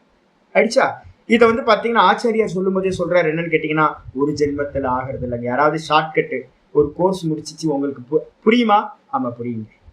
ஒரு கோர்ஸ் முடிச்சா புரியுமா அப்படின்னா, ஒரு 60-70 பேர் கோர்ஸ்ல இருக்காங்க அப்படின்னா அதில் வந்து பார்த்தீங்கன்னா ஒரு வாட்டி கேட்டாவே, ஒரு 3 வருஷம் கோர்ஸ் கேட்டாவே புரியும், எல்லாத்துக்கும் புரியும். ஒரு 90% பீப்புளுக்கு வந்து வேதாந்தம் புரிஞ்சிடும். ஏன்னா ஆச்சாரியார்கள் என்ன பண்ணுறாங்க, நல்லா முயற்சி பண்ணி தான் சொல்லி கொடுக்குறாங்க. பிரம்ம வித்யானந்த சுவாமின்னு எனக்கு ஒரு சுவாமி இருந்தார். சுவாமி என்னன்னா அவ்வளோ நல்ல நல்ல பொறுமையாக இருப்பார். தயானந்தாசிரமத்தில் கோர்ஸ் எடுத்த ஒரு சுவாமி, எனக்கு ஒரு பிரதர் மாதிரி. அவர்கிட்ட பாடம் படிக்கிறதுக்கு எவ்வளோ ஆனந்தமாக இருக்கும் தெரியுங்களா, ஸ்னேகம், அவ்வளோ ஸ்னேகமாக இருக்கும். அப்போ எப்படியாவது வந்து பார்த்தீங்கன்னா நிறைய ஆச்சாரியர்கள் இருக்காங்க, ஸ்னேகமாக இருந்து சொல்லி கொடுப்பாங்க, நல்லா புரிய வச்சுருவாங்க. ஒரு 3 வருஷம் கோர்ஸ் முடிச்சாவே என்ன ஆகிடும், புரிஞ்சு போயிடும். தயானந்த் சுவாமியோட ப்ரெசன்டேஷன்லாம் இந்த உலகத்தில் யாரும் பண்ணவே முடியாது. என்ன ப்ரெசன்டேஷன் நினைக்கிறீங்க, ஐயோ மனுஷனா அதெல்லாம் ஒரு பீஸ். அப்போ வந்து பார்த்தீங்கன்னா புரிஞ்சா போதும், அது இதெல்லாம் சில இதெல்லாம் இருந்தாலும் ஒரு விஷயத்தை கன்வே பண்ணுறதுக்கு பார்த்தீங்களா, ப்ரெசென்ட் பண்ணுறதுக்குல்ல, அதை வந்து பார்த்தீங்கன்னா அடிச்சுக்க முடியாது, அடிச்சுக்கவே முடியாது. சின்மயானந்த சுவாமி எடுத்துங்க, சின்மயானந்த சுவாமியோட ஸ்டைல் வந்து பார்த்தீங்க அப்படின்னா அது ஒரு வசீகரம். தயானந்த் சுவாமியோடது வந்து பார்த்தீங்கன்னா அப்படியே கேட்டுகிட்டே இருக்கலாம், என்ன ப்ரெசன்டேஷன். இது மாதிரி ஒவ்வொரு ஆச்சாரியர்கள்லாம் நிறைய பேர் வந்து பார்த்தீங்கன்னா பார்த்துக்கிட்டே வரோம். எல்லாரும் வந்து பார்த்தீங்கன்னா பிரியமாக இருந்து சொல்லி கொடுத்துருவாங்க, நமக்கு விஷயமும் புரிஞ்சிடும். ஆனால் சர்வாத்ம பாவம் அகண்டானுபூதி சித்திக்குமா சுவாமி அப்படின்னா அது அவ்வளோ ஈஸி இல்லை. ஏன் அப்படின்னா அதுக்கு தான் வந்து பார்த்தீங்கன்னா மனோநாசம் வாசனாட்சயம் பூர்வம் நடக்கும். அதனால தான் ஜீவன் முக்தி விவேகத்தில் வந்து சொல்லும்போது ஆச்சாரியர் சொல்றார் என்ன அப்படின்னு கேட்டிங்கன்னா, மனோநாசம் வாசனாட்சயம் தத்துவ விசாரம், இந்த மூணுத்தையும் பிரிக்க கூடாதுன்ற முக்தி உபனிஷத்தையும் சொல்றார். ஜீவன் முக்தி விவேகத்துல வித்யாரண்ய சுவாமி சொல்றார். ராமர் வந்து பாத்தீங்கன்னா முக்தி உபனிஷத்து சொல்றார், இந்த மூணுத்தையும் பிரிக்கவே கூடாது. ஏக்க சமயத்துல சைமல்டேனியஸா வந்து பாத்தீங்க அப்படின்னா தத்துவ விசாரம் பண்ணிக்கிட்டே இருக்கணும், கூட கூட மனோநாசம் நடக்கணும், வாசனாட்சயம் நடக்கணும். இது ஒரு நாள் நடந்துருமா, நடந்துராது. மெதுவா மெதுவா மெதுவா தான் வசப்படும். அப்ப மெதுவா மெதுவா மெதுவா வசப்படுத்தி வசப்படுத்தி வசப்படுத்தி இப்ப இந்த ஜென்மத்துல உங்களுக்கு என்ன சம்ஸ்காரம் கிடைக்குதோ, சம்ஸ்காரம் ஒரு பதிவு உண்டாயிருது. ஒரு கோட் நான் ட்ரை பண்றேன், நல்லா ஸ்ட்ராங்கா ஒரு கோட்டு, அது இந்த ஜென்மத்திலேயே உங்களுக்கு முயற்சி இருந்தா இந்த ஜென்மத்திலேயே அடைய முடியும். ஒருவேளை முடியல அப்படின்னா அடுத்தடுத்த ஜென்மங்கள்ல இது உங்களை லீட் பண்ணி கொண்டு போகும். அடுத்தடுத்து ஒவ்வொரு ஆச்சாரியர்கள் வந்து மேல மேல மேல மேல உங்களை இம்ப்ரூவ் பண்ணி புஷ்அப் பண்ணி கொண்டு போய் ஒரு கடைசி ஜென்மத்துல என்னாகும், பூர்ணமா ஒரு பிரம்மானுபூதியோட சர்வாத்ம பாவம் சித்திச்சிடும் அப்படின்னு சொல்லியாச்சு. 46 தபஸ்விப்யோதிகோ யோகி ஞானிப்யோபி மதோதிகஹ கர்மிப்யஸ்சாதிகோ யோகி தஸ்மாத் யோகி பவார்ஜுன. கடைசி உபதேசம் இந்த ஷட்கத்துல வந்து பாத்தீங்கன்னா பிரதம ஷட்கம் அப்படின்னா என்ன அர்த்தம், முதல் 6 அத்தியாயம். இதுல என்ன அர்த்தம் சொல்லியிருக்கேன் அப்படின்னா கர்த்திருவ மோக நிவர்த்தி. நம்ம வந்து பார்த்தீங்கன்னா கர்த்தவிய மோக நிவர்த்தி. நம்ம என்ன பண்ணணும்னு எப்பவுமே சந்தியில நின்றுகிட்டே ஒரு கன்ஃபியூஸ்ல இருப்போம். இந்த 6 அத்தியாயத்துல வந்து பார்த்தீங்கன்னா ஒரு சாதகன் மோட்சம் வரைக்கும் என்னெல்லாம் பண்ணணும் அப்படின்னு கிளியரா நமக்கு கமெண்ட் பண்ணிக்கிட்டே வந்தார் கிருஷ்ண பரமாத்மா ஜெகத்குரு. அப்போ ஒரு இண்டிவிஜுவல் பர்சனுக்கு வந்து பார்த்தீங்கன்னா கடைசி உபதேசம் எது அப்படின்னா செய்ய வேண்டிய கடைசி காரியம் இந்த யோகம் தான். அதனால ஆச்சாரியர் சொல்றார் தபஸ்விப்யோ அதிகோ யோகி. தபஸ் பண்றவங்க இந்த உலகத்துல அதிகம் பேர் இருக்கலாம். அந்த தபஸ் எல்லாம் எதுக்கு அப்படின்னா சுத்திகரணம் பண்றது. தபஸ் எதுக்கு, சுத்திகரணம், பியூரிஃபிகேஷன் பண்றது. போதுமா, பாத்திரத்தை வாஷ் பண்ணி வச்சிங்கன்னா போதுமா, பால் எடுத்து ஊற்றி அதை காய்ச்சி அந்த பாலை குடிச்சாதானே நல்லா இருக்கும், ஆரோக்கியம் கிடைக்கும். பாத்திரத்தை வாஷ் பண்ணி வச்சா பத்தாது. அதே மாதிரி இந்த தபஸ் எல்லாம் எதுக்கு அப்படின்னா அந்த கரண சுத்திக்காக. அதை காட்டிலும் அதிகோ யோகி, அதை காட்டிலும் நிதித்தியாசனம்னு சொல்லக்கூடிய ஆத்ம தியானம் இருக்குல்ல, இந்த சமாதி அபியாசம், அதை பண்ணக்கூடிய யோகி ரொம்ப உயர்ந்தவன் ஆயிடுச்சு. அதுக்கு அடுத்தது ஞானிபியோபி மதோ அதிகா. ஞானியை காட்டிலும் வந்து பார்த்தீங்கன்னா ரொம்ப மேலானவன். இந்த உலகத்துல நிறைய வேதாந்த கோர்ஸ் எல்லா இடத்துலையும் இப்ப போகுது. வேதாந்தம் தெரிஞ்சவங்க நிறைய பேர் இருக்காங்க. நிறைய சப்த ஞானிகள், பரோட்ச ஞானிகள் உலகம் ஃபுல்லா இருக்காங்க. கம்மிலாம் இல்லை, நல்லா ஒவ்வொருத்தரும் வந்து பார்த்தீங்கன்னா அவ்வளோ அற்புதம், இவ்வளோ பேர் இருக்காங்க, ஆனந்தமா இருக்கு. ஆனா வந்து பார்த்தீங்க அப்படின்னா ஞானிகளை காட்டிலும் அதிகோ மதஹா, இந்த யோகி வந்து பார்த்தீங்கன்னா ரொம்ப அதிகமானவன். ஏன்னா நிறைய பேர் டிராப் அவுட் ஆயிடுறாங்க. நிறைய பேர் வந்து பார்த்தீங்கன்னா கொஞ்சம் கிரந்தம் கேட்டோன்னே நின்றுடுறாங்க. பிரஸ்தானத்திரயம் பூரணமா படிச்சவங்கன்னு கேட்டு பாருங்க. இனிமே நீங்க யாரெல்லாம் வேதாந்தம் படிச்சாங்கன்னு கேட்டீங்க அப்படின்னா அவங்கள்ட்ட எல்லாம் கேட்டு பாருங்க. சங்கர பாஷ்யத்தோட பூரணமா பிரஸ்தானத்திரயம் பண்ணிருக்கீங்களா, கேட்டிருக்கீங்களா அப்படின்னு கேட்டு பாத்தீங்கன்னா வேதாந்தம் தெரிஞ்சவங்கல ஆல்மோஸ்ட் 80% பேர் கேன்சல் ஆயிடுவாங்க. ஏன் அப்படின்னு கேட்டீங்கன்னா எல்லாம் கொஞ்சம் கொஞ்சம் படிச்சு முடிச்சிடறாங்க. 2 உபனிஷத்து, 3 உபனிஷத்து, ஒரு பகவத்கீதை, பிரம்மசூத்திரம் படிச்சா கூட ஒரு 4 சூத்திரம், சதுசூத்திரி, பிருதாரண்யம் படிச்சா ஒரு பிரகரணம், 2 பிரகரணம், 2 அத்தியாயம், 1 அத்தியாயம், சாந்தோக்கியம் படிச்சா 2 அத்தியாயம், 1 அத்தியாயம், எல்லாம் அங்கங்க. ஏன்னா கோர்ஸ்ல அவ்வளவுதான் பண்ண முடியும். ஒரு கோர்ஸ் முடிச்சோடனே என்ன பண்றாங்க, நான் சிரவணம் பண்ணிட்டேன் அப்படின்னு சொல்றாங்க. நிறைய அங்கங்க நிற்கும், தனித்தனியா துண்டா நிற்கும். பூரண ஞானம் கிடைச்சிருக்காரு. அப்ப வந்து பாத்தீங்கன்னா பிரஸ்தானத்திரயம் சிரவணம் பண்றதே வந்து பாத்தீங்கன்னா ரொம்ப கம்மி. அப்படி சிரவணம் பண்ணவங்க வந்து பாத்தீங்கன்னா உலகத்துல நிறைய பேர் இருக்காங்க. நிறைய ஞானம் நிறைய பேர்கிட்ட இருக்கு. ஆனா அடுத்தது மனனத்துக்கு நிறைய பேர் போறதில்லை. ஏன் தெரியுங்களா? மனனத்துக்கு போனீங்கன்னா டிஸ்ட்ராயர். மனனம்ன்றது என்னது? நேத்தின்னு உங்களோட எல்லாத்தையும் டிஸ்ட்ராய் பண்ணி விட்டுரும். அந்த டிஸ்ட்ராய் பண்றதுக்கு வந்து பாத்தீங்கன்னா ஒரு ரெபலுக்கு இருக்கிற புத்தி வந்து இருக்கணும், ஒரு நல்ல தைரியம் இருக்கணும். நிறைய பேருக்கு தைரியம் இல்லை, இருந்துட்டு போட்டு அப்படியே அந்த ஞானத்தை வச்சுக்கிட்டு அப்படியே இந்த ஜென்மத்தை ஓட்டிக்கலாம் நிறைய பேர் இருந்துடுறாங்க. அப்ப வந்து பாத்தீங்கன்னா மனனத்துக்கு போறவங்க ரொம்ப அரிதானவர்கள். அதுக்கப்புறம் அந்த மனனத்தை தாண்டி நிறைய பேர் நிதித்தியாசனத்துக்கு போகும்போது பயம் வந்துடும். ஐயோ என்னடா அது, எப்படி இருக்கிறது ஜீவிக்கிறது, ஏகாந்தமா எங்கேயா போய் உட்கார்ந்து அகம்னு நிக்கணுமே, அப்ப யாரு பார்த்துப்பா நம்மளை, எது அப்படின்னு ஏகப்பட்ட பயம் வந்துடும். அப்ப நிதித்தியாசனம்னு சொல்லக்கூடிய யோகத்துக்கு போறவன் ரொம்ப அரிதானவனா. அப்ப அதனால பரோட்ச ஞானத்தை அறிந்த ஞானிகளை காட்டிலும் யோகி வந்து பாத்தீங்கன்னா ரொம்ப உயர்ந்தவன், அதிகா, என்னுடைய அபிப்பிராயம் அது. அதே மாதிரி கர்மபியோ அதிகோ யோகி. நிறைய கர்மிகள், ஐயோ என்ன கர்மம் நடக்குது தெரியுங்களா, பாத்தீங்கன்னா ஐயோ யாகம்லாம் வந்து பாத்தீங்கன்னா யாகம் ஹோமங்கள்லாம் மந்திர பிரயோகம்லாம், இன்னைக்கு காலையில் கூட ஒரு மந்திர பிரயோகம் கேட்டு வந்தேன். ஐயோ பண்டிதர்கள் சொல்ற அந்த வேத பண்டிதர்கள் சொல்ற அந்த நிபுணத்துவம் இருக்கு பாருங்க, ஐயோ கேட்டா அப்படி இருக்கும். வேத பாராயணம் படிச்சீங்கன்னா கேட்டீங்கன்னாவே அவ்வளவு ஆனந்தம் வரும். அதுவும் சாமெல்லாம் படிச்சாங்க அப்படின்னா கேட்டுக்கிட்டே இருக்கலாம். அப்ப நிறைய நுணுக்கங்கள் இருக்கு, நல்ல புத்திசாலிகள் இருக்காங்க. அதை பிரயோகம் பண்ற மெத்தட் வந்து பாத்தீங்கன்னா அவ்வளோ நுணுக்கங்கள் இருக்கு. வேதத்துல பூர்வ மீமாம்சால இருக்கிற நுணுக்கங்கள் அவ்வளோ இருக்கு. ஒவ்வொரு கர்மங்களும் அவ்வளோ நிபுணத்துவம். எல்லா உலகத்துல இருக்கிற எல்லா கர்மிகளும் வந்து பாத்தீங்கன்னா ஒரு டேலண்டோட இருக்காங்க. அப்ப எல்லா கர்மிகளை காட்டிலும் கர்மம் பண்றது ரொம்ப ஈஸி. கர்மிகளை காட்டிலும் அதிகோ யோகி. இந்த யோகி இருக்கா பாருங்க, ஷட் டவுன் பண்ணிட்டு தான்ல ஷட் டவுன் பண்ணணும். இருக்கிறதுல தீரன் யாரு அப்படின்னா பண்றவன் பெரிய ஆள் இல்ல, பண்றது எல்லாத்தையும் நிப்பாட்டுறதுக்கு தான் பெரிய சாமர்த்தியம் வேணும்.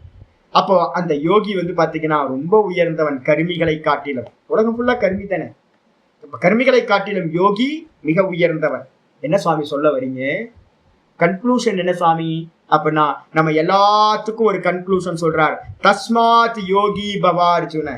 ஆகையினால் ஏ அர்ஜுனா என்ன பண்ண, யோகி ஆவாயாக. நீ என்ன ஆகணும்?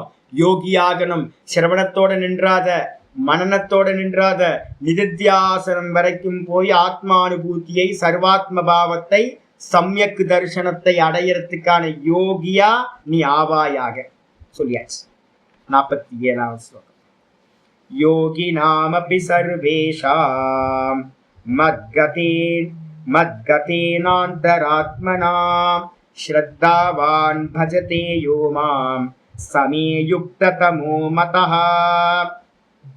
யோகினாமபி சர்வேஷாம், சர்வேஷாம் யோகினாமபி. உலகத்துல வந்து விதவிதமான யோகிகள் டிராவல் பண்ணி பார்த்தீங்கன்னா தெரியும்.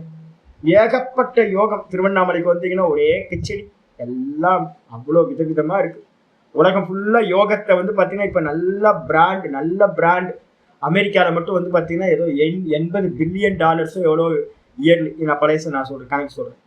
அவ்வளோ வந்து பாத்தீங்கன்னா இது வந்து மணி ரொட்டேட் ஆகிட்டு இருக்கு. பெரிய பிஸ்னஸ் இப்ப யோகம்.